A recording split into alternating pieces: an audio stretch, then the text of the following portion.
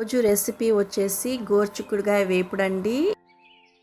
ఇదిగోండి ఫ్రెండ్స్, మనం ఫస్ట్ గోరుచిక్కుడుకాయలను తీసుకొని ఒలిచి మంచిగా కడిగి కుక్కర్లో వేసి ఉప్పు వేసి మునిగేలాగా వాటర్ పోసిన తర్వాత 2 to 3 విజిల్స్ వచ్చే వరకు ఉడికించుకోవాలి. ఉడికించి పక్కన పెట్టుకోవాలి. తర్వాత పల్లీలు, నువ్వులు, ధనియాలు, కొబ్బరి ఇవన్నీ వేసుకొని ఫ్రై చేసుకోవాలి. మంచిగా వేపుకోవాలి. ఇలా వేపుకొని దాన్ని ఒక మిక్సర్ గ్రైండర్లో వేసుకొని కోర్స్గా మనం వాటిని మిక్సీలో పట్టుకోవాలి. చూడండి, సో ఈ విధంగా మనం విలేజ్ స్టైల్లో మరి ఈ యొక్క ఫ్రైని చేస్తున్నామండి. ఆంధ్ర స్టైల్లో చాలా టేస్టీగా ఉంటుంది.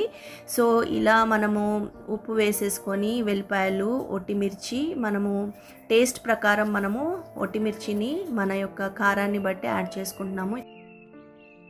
ఇక్కడ పోపు దినుసులను యాడ్ చేస్తున్నాను.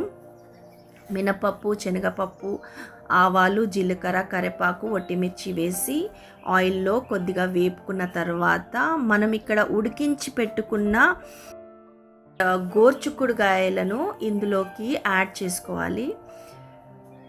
సో బాయిల్ చేసి పెట్టుకున్న గోరుచిక్కుడు ఇక్కడ వేస్తున్నాను. దాన్ని వేసిన తర్వాత మంచిగా మిక్స్ చేసుకోవాలి. ఇలా మిక్స్ చేసుకున్న తర్వాత బాగా కలిపాక మనం ఇందులోకి పసుపు వేసి కలపాలి.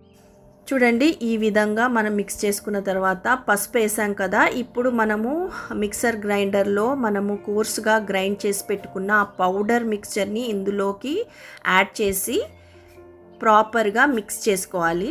మంచిగా కలపాలన్నమాట. అంతా కలిసేలాగా మంచిగా ఫ్రై చేసుకోవాలి. ఈ విధంగా మనం మిక్స్ చేసుకోవాలి.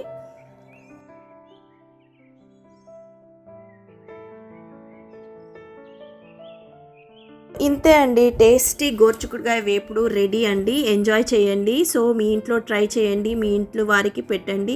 సో లాస్ట్లో కొంచెం ఉప్పు తక్కువైతే దీంట్లో ఉప్పు వేసి అడ్జస్ట్ చేశానండి, అంతే. ఓకే వ్యూవర్స్, ఇలాంటి ఎన్నో టేస్టీ రెసిపీస్తో నేను మీ ముందుకు రాబోతున్నాను. అంతవరకు take good care of yourself. Bye అండి. మళ్ళీ నెక్స్ట్ వీడియోలో కలుసుకుందాం.